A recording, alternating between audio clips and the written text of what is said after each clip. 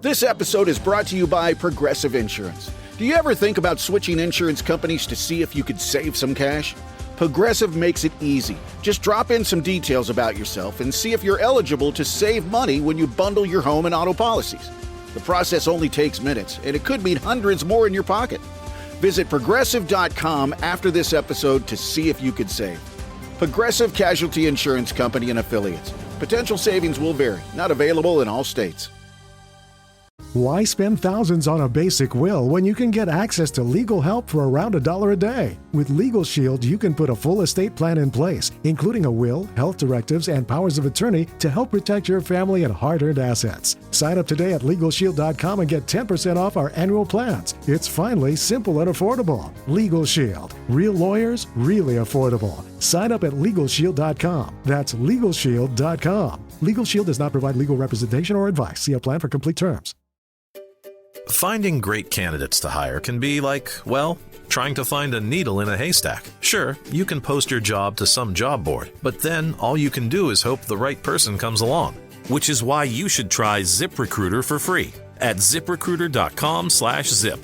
ZipRecruiter doesn't depend on candidates finding you. It finds them for you. Its powerful technology identifies people with the right experience and actively invites them to apply to your job. You get qualified candidates fast. So while other companies might deliver a lot of hay, ZipRecruiter finds you what you're looking for. The needle in the haystack. See why 4 out of 5 employers who post a job on ZipRecruiter get a quality candidate within the first day. ZipRecruiter, the smartest way to hire. And right now, you can try ZipRecruiter for free. That's right, free at ZipRecruiter.com/zip. That's ZipRecruiter.com/zip. ZipRecruiter.com/zip.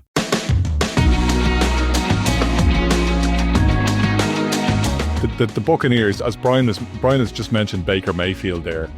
We've referenced the quarterback series, which is aired during the off season, in which you get a close look at Baker Mayfield and his family. And I was struck again just watching the Mayfield moments at the start of the season that, they start 5-1, they go to 6-2 before the bye week, and then they just absolutely collapse. Like, we were talking about Baker Mayfield as a potential MVP candidate at one point, and that was while they actually had a lot of their key receiver core injured. They had injuries on the defensive side of the ball as well. They looked like they were limping from an injury perspective, and yet they were winning on the field. Bizarrely, when everybody came back, they just fell off a cliff.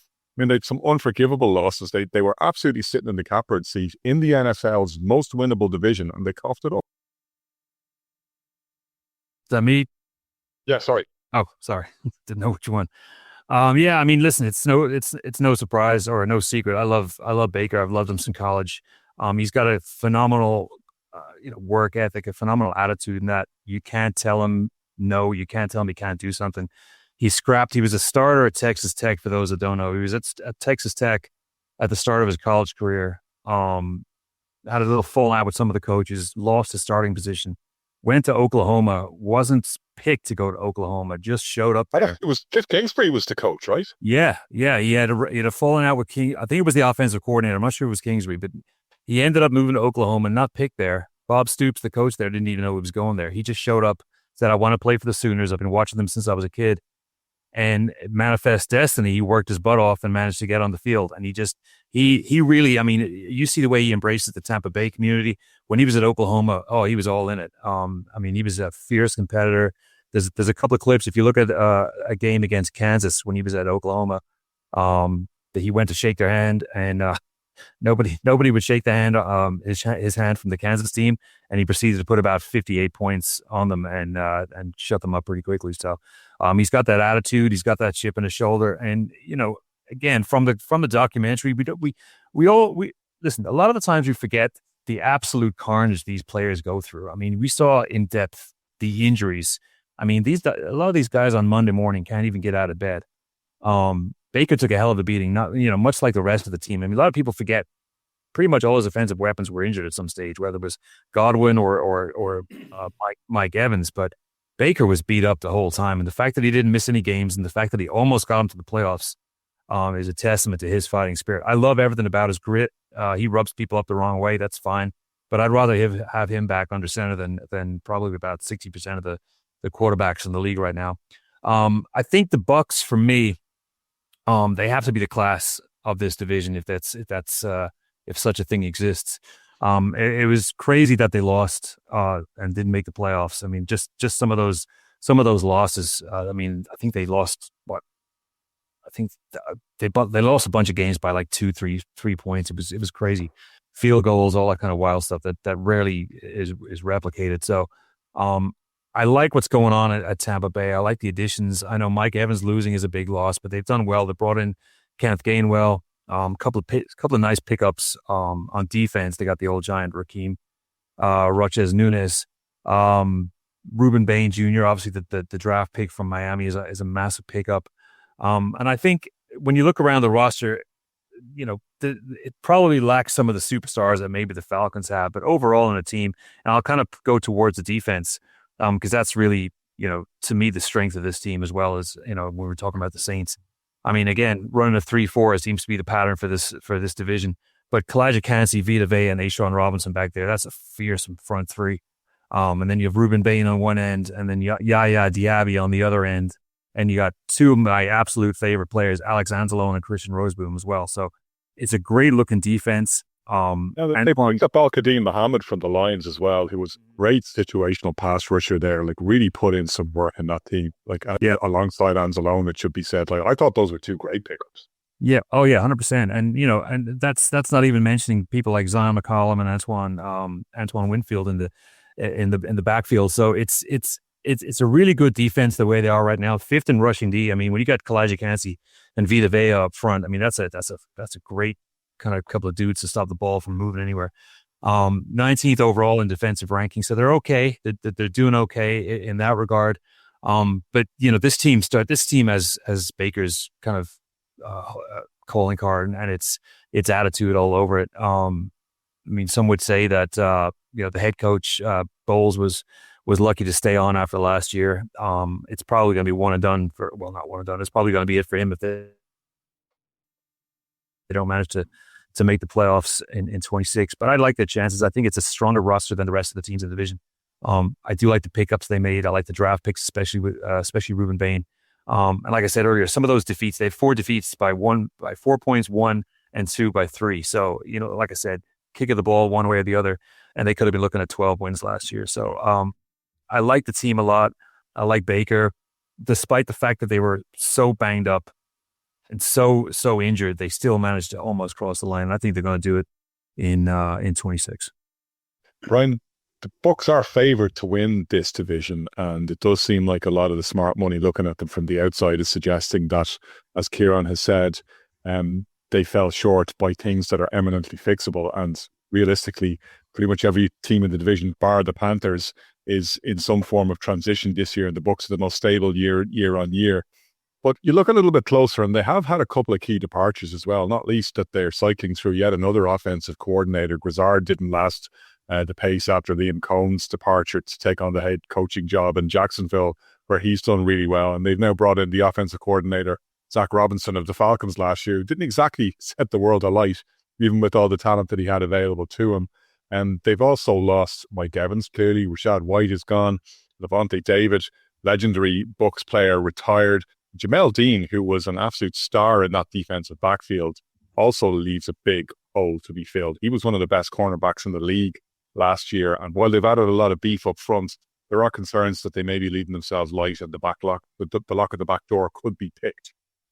Yeah, I think Kieran talked about those games last season that were, one score games, but a lot of those games were down to the fact that their secondary was exposed time and time again for large parts of the season, and they've found themselves in situations where they were coming out the wrong side of these high-scoring games. You touched on that Falcons performance earlier, Kieran, that Falcons game in particular, when you said Falcons could have put 45 up on them, they couldn't stop them. Their secondary couldn't stop them in that game. I know they came out the right side of that Seattle game, but the trends were there, even when you're playing well earlier on the season. You go to the Lions, and later on in the season, you could see, we saw that on the footage, and again, the Lions exposed them, and the Lions are playing at a reasonably good level. That is a concern, kind of like, there is a transition over here right now where, yeah, they look on paper like the right team to select to win the division, but at the same time, is it all going to come together in this defense? Because there's a lot of changes and wholesale changes, and it's going to have to transition to a very new period. And you touch on the offense. What are we going to see from this offense? Because during those losing spell, I know you said Mike Evans came back. Mike Evans never really came back at the level in which we saw previously. It was like you said, he was still carrying the engine. They rushed him back.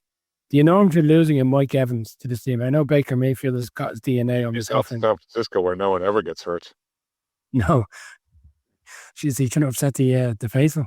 There's enough going on there with head coaches getting hurt and car crashes, kind of never mind the team getting hurt. But we're talking Mike Evans had his DNA on this team for a long time. It's going to be interesting to see who picks up the slack there. Ibuka fell off the radar in the second half of last season. You could argue, he's the natural fit to step up. So it just feels for me like there's still a lot of question marks to this team.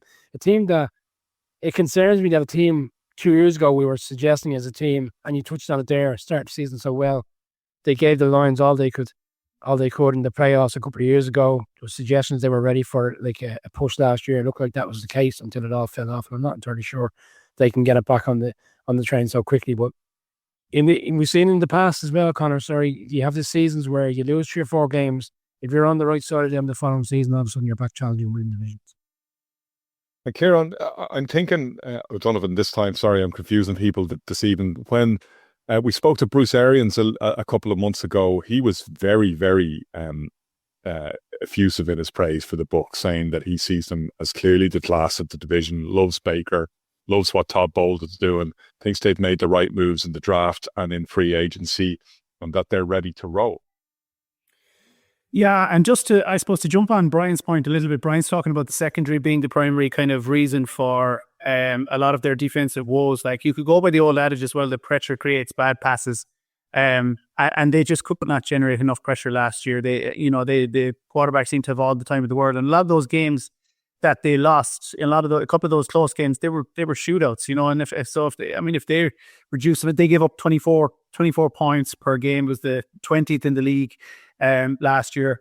And I think, going back to the point that Kieran made, like, a lot of what they've done in the offseason has addressed those defensive issues. You talked about Ruben Bain, you bring in linebacker Josiah Trotter, Alex Anzalone. You've heard so many people talk about what the Lions have lost in that leader, in terms of being the middle linebacker, being the quarterback of the defense.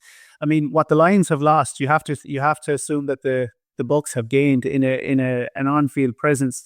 And Ed, you mentioned Al-Qadim Muhammad had 11 sacks in 2025. So if they can, all of that suggests that they're going to put teams under an awful lot of pressure next season.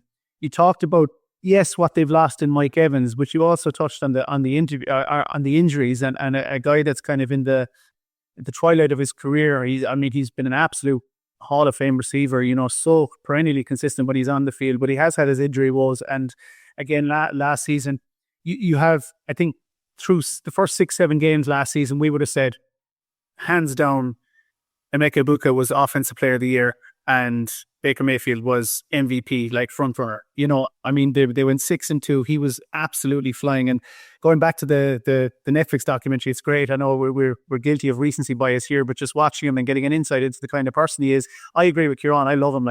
He's so heart on the sleeve, leaves it all out there, no airs and graces. You have to love his attitude. You have to love the way the players. And you'd run away with his little daughter, by the way, little Coco, as the star of that show. 100%. A nice, a lovely family situation, real family guy, getting on great with his brother-in-laws, and his teammates seem to really want him as well. They look like the kind of guys that would die for him. And that, not every quarter, you can't say that about every single quarterback, but you'd hope that, again, looking at his season in depth and looking at him on the training table on Monday and Tuesday, as Kieran mentioned, that he puts his body under so much pressure, playing with that reckless abandon. You'd like to think, kind of akin to Josh Allen. I know they're very different players. Josh Allen seemed to keen up that kind of element to his game a couple of seasons ago, and it really stood to him and the team in terms of maybe not putting your body on the line as much. I'm not putting him in the class of Jackson Dart, sorry, Brian, in terms of absolutely throwing himself unnecessarily into trouble. But he puts himself in harm's way quite a bit. And in some of those losses as well, even playing with that reckless abandon, gunslinging mentality, he had some costly interceptions. Last season he was top 10 or close to it in every category, good and bad. He was 10th in yards, he was 7th in interceptions, then he threw 11 picks. He was 7th in TDs, but he also took 36 sacks. He was 9th, so he was top 10 in loads of notable categories. And if you can just cut down the negatives and get out of that top 10 bracket, just go to the lower half. I mean, you do have one of the more talented and reliable, I would say, quarterbacks if he can stay on the field. The other thing that kind of divides, it kind of splits me, and it probably may divide opinion as well, is this really admirable trait in playing through injury.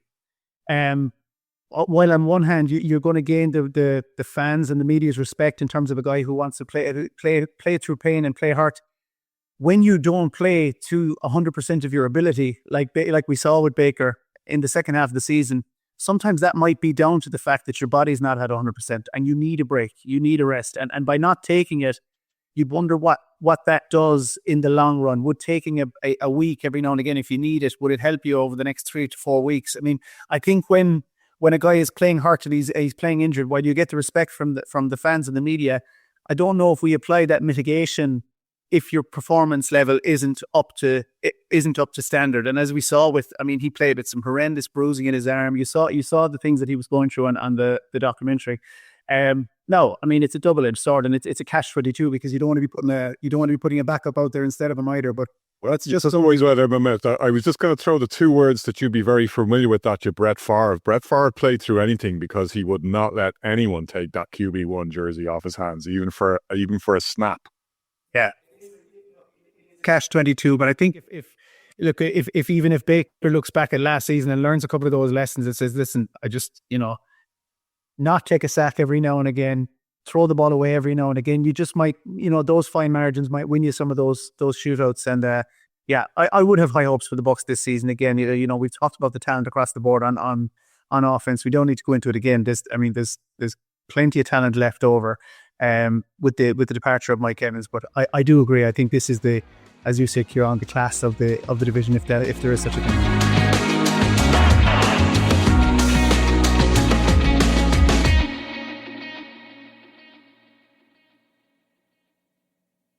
Sold! Here are the keys to your new home.